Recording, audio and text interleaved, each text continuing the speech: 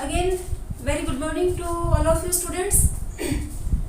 So, in last lecture, taken one of the important topic from your Rash Shastra subject, that was Rasashala and Rasamandap. So, in that we have completed Rasashala और आज हम जो continue करेंगे that is with रसमंडप. ठीक है, तो मैंने आपको लास्ट वीडियो में भी बता दिया था कि जो रसमंडप है वो कोई अलग नहीं है, आपके रसशाला के अंदर ही एक क्या होता है, पार्ट होता है, एक जगह होती है रसशाला के अंदर ही. तो वही मैं आपको अभी बता रही हूँ. तो देखो, ये थी रसशाला जो मैंने आपको लास्ट टाइम बताई थी कि रसशाला के अंदर डायरेक्शन के अकॉर्डिंग कार्य विभाजन बताया गया है. ठीक है, तो इसमें ये रसशाला है. तो देखो, ये है पूर्व दिशा और इसी को क्या बोलते हैं, प्राची और ईस्ट.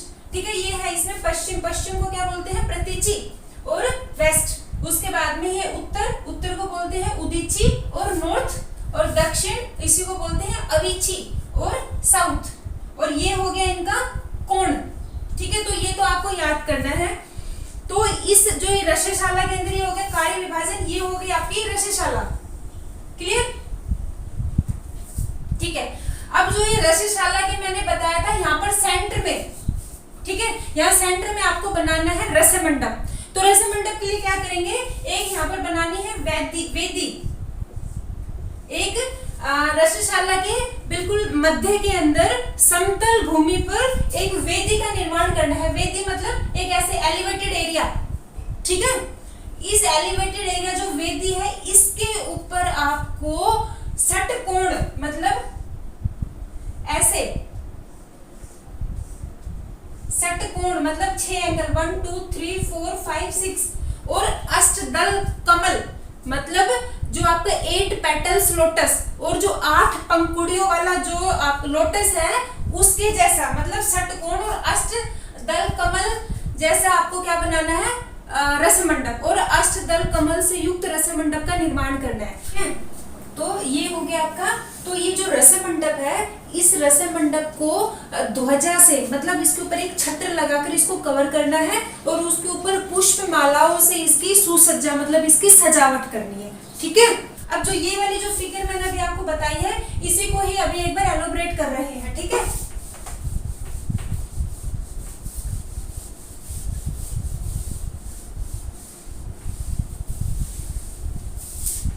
तो देखो मैंने बताया रसशाला के मध्य में बनाना है आपको षटकोण.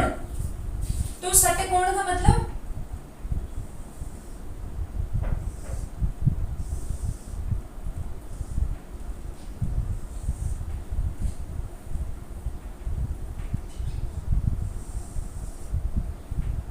ठीक है, ये हो गया षटकोण. देखो 1 2 3 4 5 और 6 6 एंगल हो गए.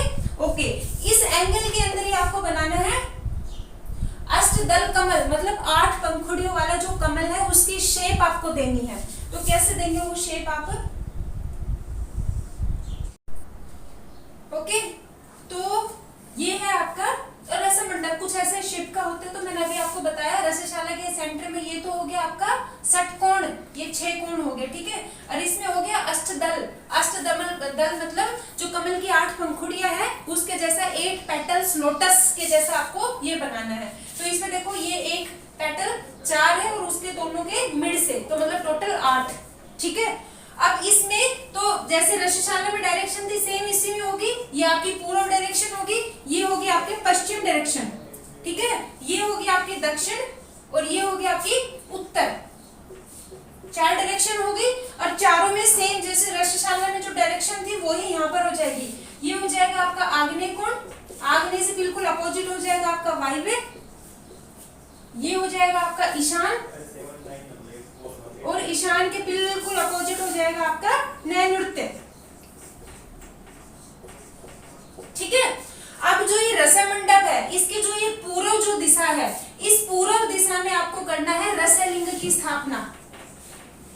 रसलिंग इन द सेंस जो पारद का जो शिवलिंग है, रसलिंग और पारद से निर्मित शिवलिंग, तो वो आपको इस रसमंडप के पूर्व दिशा में स्थापित करना है.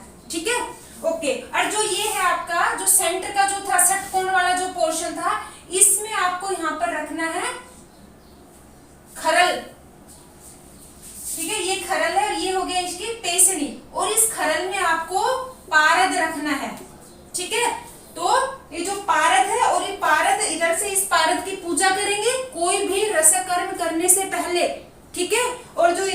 रसलिंग है इसकी पूजा, ठीक है। अब वो पूजा कैसे करेंगे, उसकी क्या विधि है, उससे पहले मैं आपको ये बता रही हूँ कि जो ये रसमंडप है तो इसके अंदर जो भी आपके रसादी द्रव्य है उन रसादी द्रव्यों को एक पर्टिकुलर जगह पर आपको स्थापित करना है, रखना है। तो वो कैसे रखेंगे, देखिए सबसे पहले उसमें रखना है आपको, एक सेकंड, कि रस शक्ति, तो रस शक्ति कितनी है 6। उसके बाद में है महारस, तो महारस के कितने द्रव्य हो गए 8। उसके बाद है उपरस, उपरस के कितने द्रव्य हो गए 8। साधारण रस, साधारण रस हो गए 8, ठीक है। उसके बाद में है अष्ट धातु और 8, ये अष्ट धातु 8 और नवरत्न मतलब 9।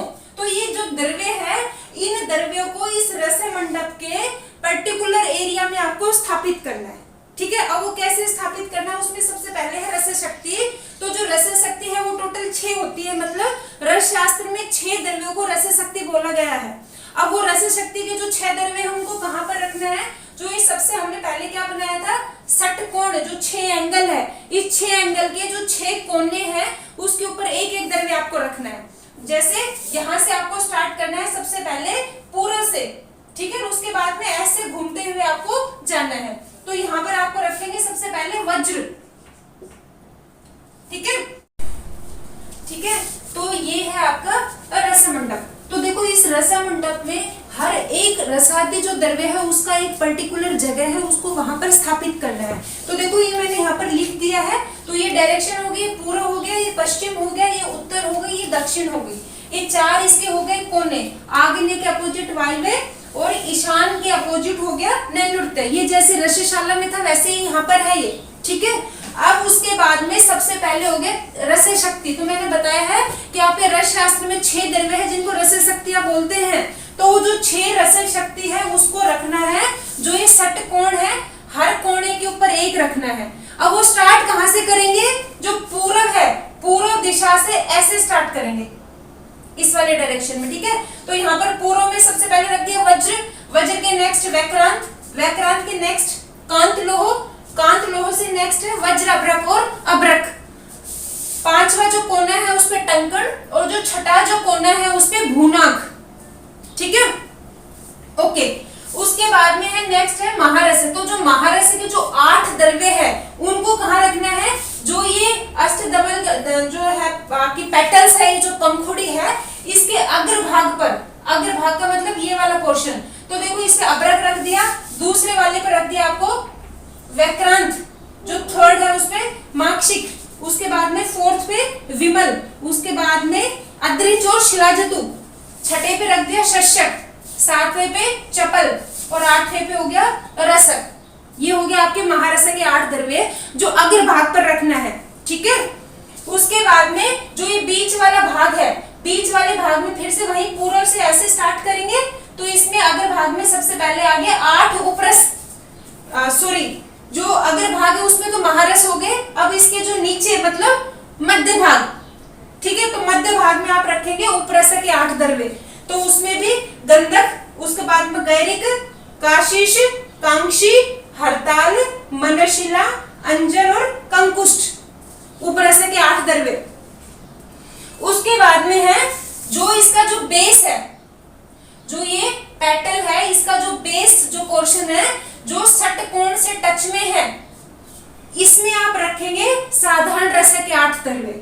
अब साधारण रस के 8 द्रव्य कौन कौन से हैं, कंपीलक, दूसरा है गौरी पाषाण, 3rd नवसादर, कपर्द, वन्नीजार, गिरि सिंदूर, हिंगुल एंड मृदाशंग, ठीक है, ठीक है। तो ये हो गया आपके साधारण रस के 8 द्रव्य। अभी कहां पर रखना आपको ये बात क्लियर हो गई होगी। अब इसके बाद में 2 चीजें और है, एक तो आपके अष्ट धातु है, अष्ट धातु मतलब 8 धातुएं। तो 8 धातुओं में तो देखो जो ये स्वर्ण और जो रजत धातु है ये रखनी है आपको पूर्व दिशा में। तो एक तो पूर्व दिशा में हो गया स्वर्ण और रजत, पूर्व दिशा में ही रसलिंग मैंने बताया है, वहीं पे आपको रखनी है स्वर्ण और रजत धातु। उसके बाद में पूर्व के बाद में नेक्स्ट है दक्षिण, दक्षिण में रखेंगे ताम्र और नाग धातु, ताम्र और नाग, ठीक है। उसके बाद में पश्चिम, पश्चिम में रखेंगे वंग और कांत लोह, और उत्तर में रखेंगे तीक्ष्ण लोह और कांत, तीक्ष्ण लोह और इट्स मुंड लोह। तो ये होगी आपकी 8 अष्ट धातु और 8 धातु है। उसके बाद में है, लास्ट में है नवरत्न।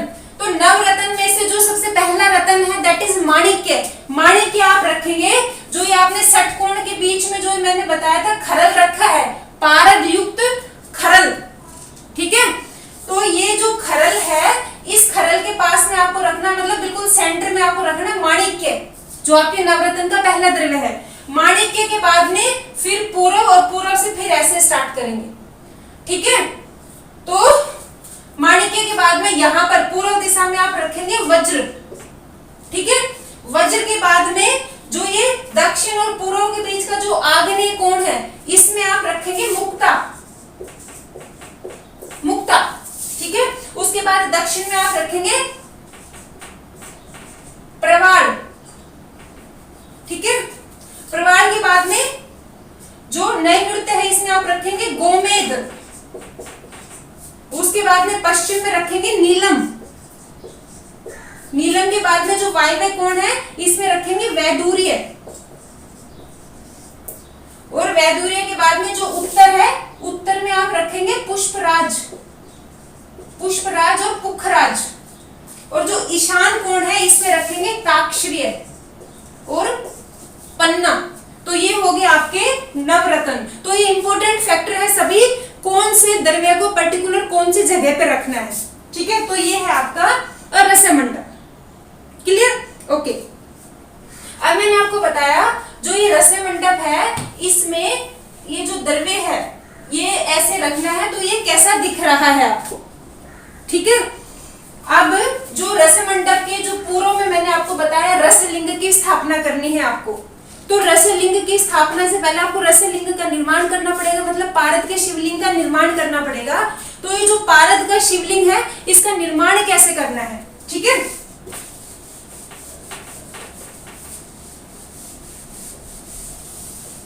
तो पारद के शिवलिंग के निर्माण के लिए आपको 3 निष्क, तो आपको लेना है स्वर्ण पत्र, और आपको 9 निष्क आपको लेना है पारद, ठीक है। तो 1 निष्क होता है 4 ग्राम, ठीक है। तो मतलब आप लेंगे 12 ग्राम तो लेना है आपको स्वर्ण पत्र, और 36 ग्राम आपको लेना है पारद। इन दोनों को, स्वर्ण को और पारद को लेना है खरल में, यहाँ पे खरल में लेना है, और इसके अंदर आवश्यकता अनुसार आपको मिलाना है नींबू स्वरस। नींबू स्वरस डालकर इसका आपको क्या करना है, मर्दन। तो मर्दन करते करते ये कैसा हो जाएगा, पिस्टी के जैसा, पिस्टी मतलब पेस्ट के जैसा ये हो जाएगा सॉल्यूशन। उसके बाद में इस पिस्टी के द्वारा आपको बनाना है रसलिंग, मतलब पिस्टी बनने के बाद में उसको आपको रसलिंग की शेप देनी है। अब रसलिंग की शेप दे दी आपने, उसके बाद फर्दर क्या करना है कि दोला यंत्र के अंदर, दोला यंत्र के अंदर नींबू स्वरस भरकर, दोला यंत्र में नींबू स्वरस भरकर ये जो रसलिंग है ये उसमें डालना है, और आपको स्वेदन करना है। स्वेदन कंप्लीट होने के बाद में इस रसलिंग को जल से प्रक्षालन करना है, धोना है, और उसके बाद में इसको रसमंडप के पूर्व जो दिशा है उसमें स्थापित करना है, मतलब रसलिंग की स्थापना करनी है आपने, ठीक है। अब जो ये रसलिंग की आपने स्थापना कर दी, अब इसकी पूजा कैसे करते हैं, ठीक है। वो भी एक इंपॉर्टेंट फैक्टर है, क्योंकि बताया है कि रसशाला में कोई भी कार्य करने से पहले, कोई भी प्रैक्टिकल करने से पहले हमें रसलिंग की पूजा करनी चाहिए। क्यों करनी चाहिए पूजा, क्योंकि जो हमारा रस शास्त्र में मैंने पहले भी बताया था, उसमें जो मेन द्रव्य है पारद है, वो भगवान शिव से उसको उत्पन्न बताया गया है। तो बताया कि पारद की कोई भी प्रक्रिया करने से पहले जब भगवान शिव का स्मरण करते हैं, उनको याद करते हैं, उनकी पूजा आराधना करते हैं, तो तो हमें उस पर्टिकुलर कार्य में फल मिलता है, वो सिद्धिदायक होता है, हमें उसमें अच्छा रिजल्ट मिलता है। तो इस रसलिंग की पूजा कैसे करेंगे? तो रसलिंग की पूजा के लिए सबसे पहले है अघोर मंत्र। आपको सबसे पहले अघोर मंत्र का जाप करना है, ठीक है। तो अघोर मंत्र क्या है, मैं नीचे डिस्क्रिप्शन में डाल दूंगी। ओम अघोरेभ्य अथे घोरेभ्य घोर घोर तरेभ्य सर्वेभ्य सर्व रूपेभ्य नमस्ते अस्तु रुद्र रूपेभ्य, मैं डिस्क्रिप्शन में वो डाल दूंगी। बीइंग ए रसशास्त्र स्टूडेंट, आपको अघोर मंत्र आना चाहिए, पता होना चाहिए आपको कि भाई अघोर मंत्र क्या होता है, ठीक है। तो इस पूजा में क्या करना है, सबसे पहले अघोर मंत्र से जो रसलिंग है उसकी पूजा शुरू करनी है। और पूजा करते वक्त जब आप शिवलिंग, आपके सामने जो रसलिंग है, उस रसलिंग में आपको ऐसा अनुभव करना है, ऐसा सोचना है, ऐसी कल्पना करनी है कि साक्षात उसमें भगवान शिव जो है वो प्रतिमा के रूप में विराजमान है। और जो भगवान शिव है उनकी प्रतिमा जो है, उनकी गोद में कौन बैठी हुई है, माता पार्वती। क्लियर? तो उनकी गोद में जो माता पार्वती बैठी हुई है उसका ओम वांग्म्यो श्री,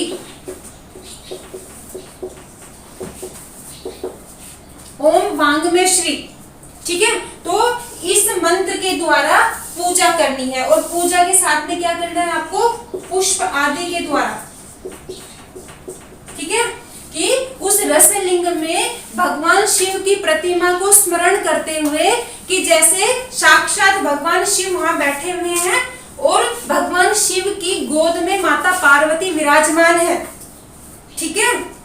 ऐसा स्मरण करते हुए ये मंत्र बोलते हुए ओम वांग्म्यो श्री, ये मंत्र बोलते हुए और पुष्प आदि के द्वारा आपको रसलिंग की पूजा करनी है, ठीक है। ओके, तो बताया है कि जो ये रसलिंग है इसकी पूजा करने का क्या इसका लाभ है। तो देखो वैसे भी हम जो है शिवलिंग है उसकी पूजा करते हैं, तो बताया है कि जब हम एक शिवलिंग की पूजा करते हैं हमें जितना फल मिलता है उससे करोड़ टाइम्स हमें फल मिलता है रसलिंग की पूजा करने से, ठीक है। मतलब शिवलिंग की जो हम पूजा करते हैं उससे हमें जो फल मिलता है, और हम दूसरी तरफ क्या करें, रसलिंग की मतलब पारद से निर्मित शिवलिंग की हम पूजा करते हैं, तो उससे जो हमें लाभ मिलता है वो शिवलिंग के कंपैरेटिवली करोड़ टाइम ज्यादा मिलता है। तो ये है इसका बेनिफिट। इसीलिए जो रसशाला है उसमें रसमंडप और रसमंडप के पास में रसलिंग, ऐसा डिस्क्रिप्शन मिलता है आपके रसशास्त्र के ग्रंथ में, ठीक है। ओके, तो ये है आपका कंसेप्ट ऑफ रसमंडप।